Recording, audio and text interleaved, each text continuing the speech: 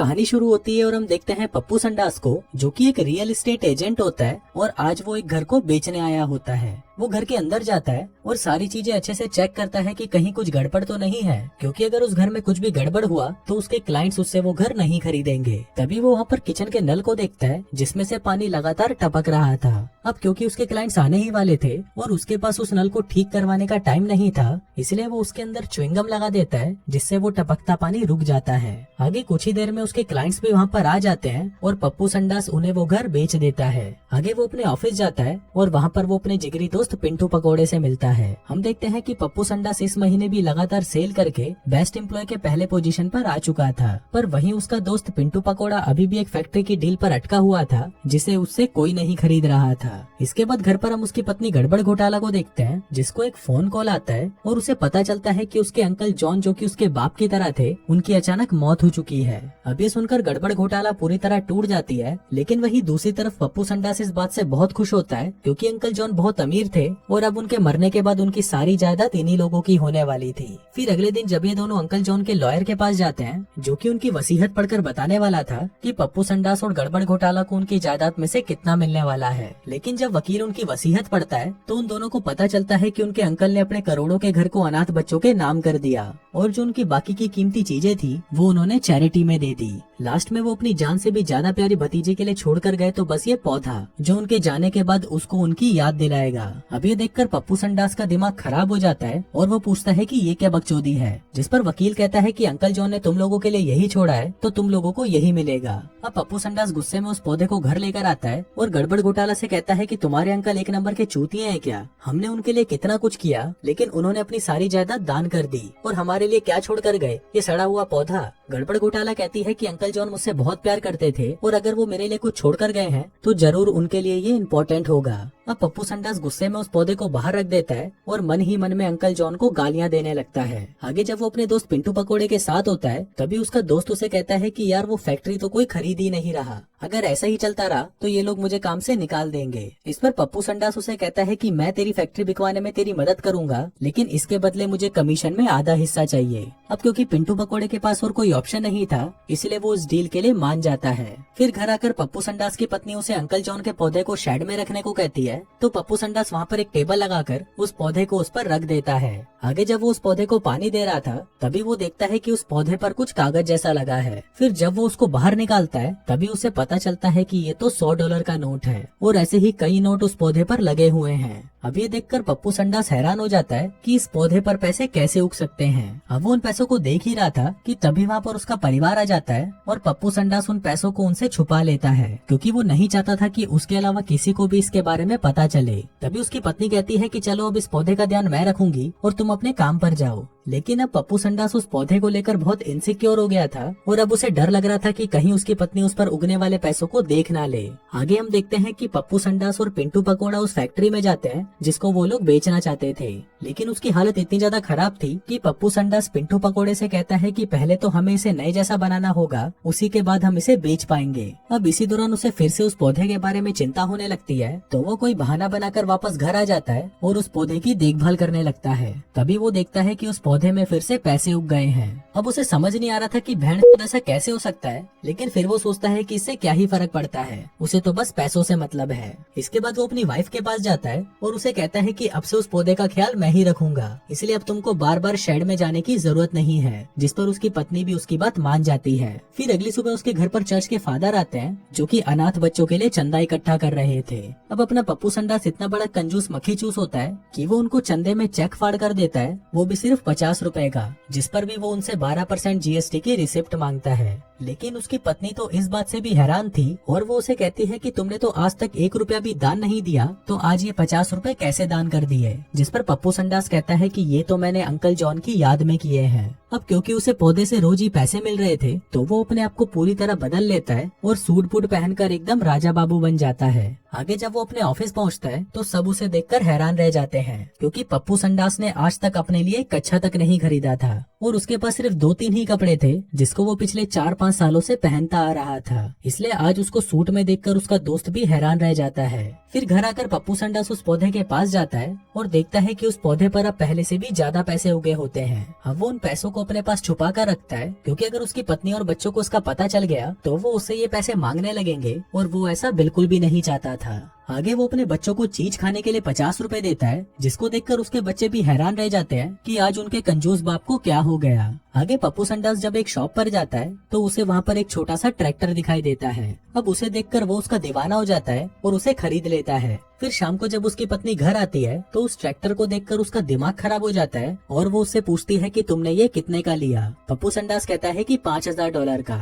अभी सुनकर वो पप्पू संडास पर भड़क जाती है और उसे कहती है कि भोसड़ी के $5000 तेरे पास आए कहाँ से। पप्पू संडास कहता है कि मुझे ऑफिस से मिले हैं, क्योंकि इस महीने मेरी सेल्स की परफॉर्मेंस बहुत अच्छी रही है। लेकिन उसकी पत्नी उस पर भरोसा नहीं करती और उसे कहती है कि तुम्हें ये फालतू चीजें ना खरीद कर पैसे बचाने चाहिए थे। फिर पप्पू संडास आधी रात को चुपके से उस पौधे के पास आता है, जहाँ पर इस बार वहाँ पहले से भी ज्यादा पैसे लगे हुए थे। फिर पप्पू संडास उन पैसों को अपने ब्रीफ केस में रख लेता है और फिर बाद में जब वो उनको गिनता है तो वो पूरे $10,000 होते हैं। अब ये देखकर वो खुशी से पागल हो जाता है, क्योंकि ऐसे अब वो बहुत ही जल्दी करोड़पति बनने वाला था। फिर आगे जब वो अपने ऑफिस के लिए जा रहा था तभी वो अपनी कार को देखता है और सोचता है कि मुझ जैसे अमीर के लिए ये कार एकदम बकवास है। इसलिए वो वहाँ से सीधा एक कार के शोरूम में जाता है और वहाँ पर उसे पसंद आती है एक पोर्श कार, जिसको वो $60,000 कैश देकर खरीद लेता है। आगे जब वो उस कार को लेकर ऑफिस पहुँचता है तो उसका दोस्त पिंटू पकोड़ा उसको देखकर हैरान रह जाता है और वो उसे कहता है कि भोसड़ी के तेरी सैलरी इतनी तो नहीं है कि तू एक पोर्श खरीद सके, तो तेरे पास इतने पैसे आए कहाँ से। जिस पर पप्पू संडास उसे झूठ बोल देता है कि उसे ये पैसे अंकल जॉन की जायदाद से मिले हैं, जो वो अपनी भतीजी के लिए छोड़ कर गए थे।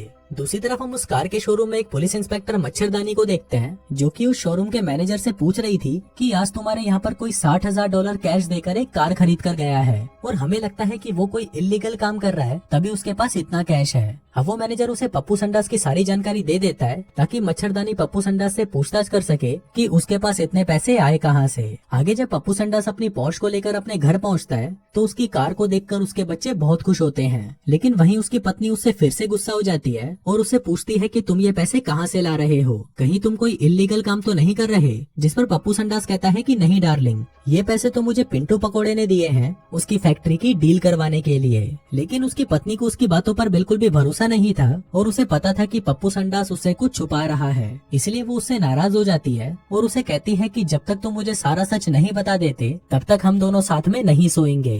फिर अगली सुबह फिर से चर्च का फादर उसके घर पर आता है अनाथ बच्चों के डोनेशन के लिए, लेकिन पप्पू संडास उसे कहता है कि मेरे पास पैसे नहीं है। फादर कहता है कि तुमने नई कार खरीदी है पर तुम्हारे पास दान देने के लिए पैसे नहीं है। जिसके बाद वो उसे ज्ञान देने लगता है कि जब तुम दूसरों के लिए अच्छा करोगे तभी जाकर तुम्हारे साथ भी अच्छा होगा। लेकिन पप्पू संडास उसकी बातों को इग्नोर कर देता है और उसे वहाँ से भगा देता है। आगे जब वो अपने काम पर गया होता है तभी पीछे से उसके घर पर मच्छरदानी आती है और पप्पू संडास के बारे में पूछने लगती है। उसकी वाइफ कहती है कि अभी तो वो काम पर गए हैं। मच्छरदानी उसे कहती है कि तुम्हारे हस्बैंड कुछ ज्यादा ही पैसे खर्च कर रहे हैं, इसलिए हमें शक है कि वो कोई इलीगल काम तो नहीं कर रहे। अभी सुनकर उसकी वाइफ को गुस्सा आ जाता है और वो उसे कहती है कि जब मेरे पति आए तुम उससे ही पूछ लेना, अभी तुम यहाँ से निकल जाओ। लेकिन मच्छरदानी भी एक नंबर की ढीठ होती है और वो उसके घर के बाहर से ही पप्पू संडास पर नजर रखने लगती है ताकि टाइम आने पर वो उसे रंगे हाथों पकड़ सके। फिर उसी शाम जब पप्पू संडास उस पौधे के पास जाता है तो वो देखता है कि इस बार उस पर कोई नोट नहीं आए होते। अब वो सोचता है कि ऐसे कैसे हो सकता है और तभी उसे फादर की कही वो बात याद आती है कि जब तुम दूसरों के लिए अच्छा करोगे तभी जाकर तुम्हारे साथ भी अच्छा होगा। इसलिए वो वहाँ से सीधा चर्च में जाता है और फादर को $20,000 की डोनेशन दे देता है।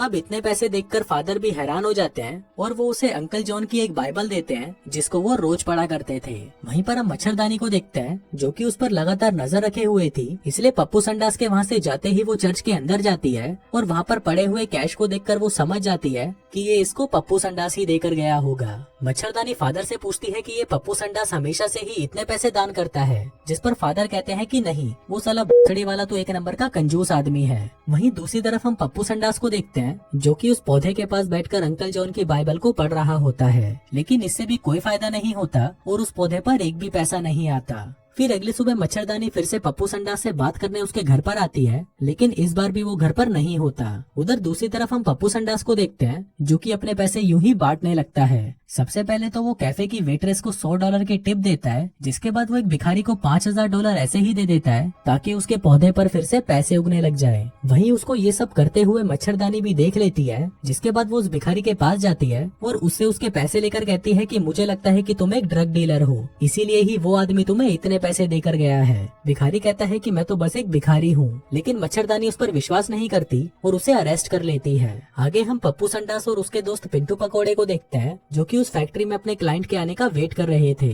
इसी दौरान पप्पू संडास पिंटू पकौड़े से कहता है कि भाई मुझे तेरी एक हेल्प चाहिए, तू मेरी वाइफ को ये झूठ बोल दे कि वो सारे पैसे तू मुझे दे रहा था। पिंटू पकौड़ा कहता है लेकिन वो पैसे तो तुझे अंकल जॉन की जायदाद से मिले थे। जिस पर पप्पू संडास कहता है कि मेरे पास अभी समझाने का टाइम नहीं है, लेकिन तू मुझ पर विश्वास कर, मैं कोई भी इलीगल काम नहीं कर रहा। अब वो दोनों बातें कर ही रहे थे कि तभी उन्हें किसी के चिल्लाने की आवाज आती है। फिर वो दोनों जब बाहर जाकर देखते हैं तो वहाँ पर पप्पू की बेटी होती है, जो कि ऊपर से फिसलकर गिर गई थी। दरअसल उसकी पत्नी और बेटी उसे यहाँ पर ढूंढने आए थे। अब ये देखकर पप्पू संडास सदमे में चला जाता है और सोचने लगता है कि अपने लालच के चलते उसने अपने परिवार और बच्चों पर ध्यान देना ही बंद कर दिया। आगे उसकी बेटी को हॉस्पिटल ले जाया जाता है, जहाँ पर उसकी सिचुएशन बहुत ज्यादा क्रिटिकल हो जाती है। तभी उसके पास पप्पू संडास आता है और उसे माफी मांगते हुए कहता है कि मैं कभी भी एक अच्छा बाप नहीं बन सका। मैंने हमेशा अपने और पैसों के बारे में सोचा, लेकिन मेरे पास जो सबसे कीमती चीज मेरा परिवार था, मैंने उस पर बिल्कुल भी ध्यान नहीं दिया। मैंने अपने परिवार से ही झूठ बोला, जिसका मुझे बहुत पछतावा है। वहीं बाहर उसकी वाइफ भी ये बातें सुन रही थी और वो ये सुनकर बहुत रोती है। फिर थोड़ी देर बाद उनका बेटा देखता है कि उसकी बहन को होश आ गया है और अब वो पूरी तरह ठीक है। उधर दूसरी तरफ हम पिंटू पकौड़े को देखते हैं, जिसने फाइनली उस फैक्ट्री को बेच दिया था। अब पप्पू संडास के परिवार में सब कुछ ठीक हो चुका था कि तभी वहाँ पर मच्छरदानी आ जाती है और इलीगल काम करने के जुर्म में पप्पू संडास को गिरफ्तार कर लेती है और साथ ही उसकी पोर्श कार को भी वो लोग सीज कर लेते हैं। आगे जब उसे जेल में बंद कर दिया जाता है, तभी वो देखता है कि वहाँ पर वो फादर और वो भिखारी भी होते हैं। क्योंकि पप्पू संडास की वजह से पुलिस को लग रहा था कि शायद ये लोग भी पप्पू संडास से मिले हुए हैं, इसलिए पुलिस ने उन्हें भी अरेस्ट कर लिया था। अब पप्पू संडास उन दोनों से माफी मांगता है, क्योंकि उसकी वजह से उन दोनों को इतनी तकलीफ का सामना करना पड़ा। फिर कुछ देर बाद मच्छरदानी वहाँ पर आती है और वो उन तीनों को छोड़ देती है। कहती है कि तुम्हारे दोस्त पिंटू पकौड़े का फोन आया था और उसने हमें बता दिया कि वो सारे पैसे उस फैक्ट्री को बेचने से मिले थे। आगे हम देखते हैं कि अब पप्पू संडास इसके बाद से पूरी तरह बदल जाता है। वो चर्च के एक फंड रेजर में हिस्सा लेता है, जहाँ पर वो अपनी पोर्श कार को दान कर देता है। कहता है कि इससे जितने भी पैसे आएंगे वो सारे पैसे गरीब बच्चों के लिए होंगे। अब उसके इस फैसले से उसका दोस्त और उसकी पत्नी बहुत खुश होती है, क्योंकि अब पप्पू संडास पूरी तरह से बदलकर अच्छा बन चुका था। इसके बाद वो पूरा परिवार मिलकर एक फैमिली ट्रिप पर जाते हैं, जहाँ पर वो अंकल जॉन के एक फार्म हाउस पर जाते हैं, जहाँ पर उनकी वाइफ अकेली रहती थी। अब अंकल जॉन की एक आखिरी इच्छा थी कि उनके मरने के बाद उनकी अस्थियों को उनके फार्म हाउस के पीछे वाले तालाब में बहा दिया जाए, ताकि वो हमेशा के लिए उनके साथ वहीं पर रह सके। अब उनकी भतीजी भी ऐसा ही करती है और वो उनकी अस्थियों को वहाँ पर बहा देती है। अब दोस्तों बाकी उस पौधे के साथ क्या हुआ ये मुझे नहीं पता, क्योंकि इस फिल्म में भी नहीं बताया गया। और दोस्तों इसी के साथ ही ये कहानी यहीं खत्म हो जाती है।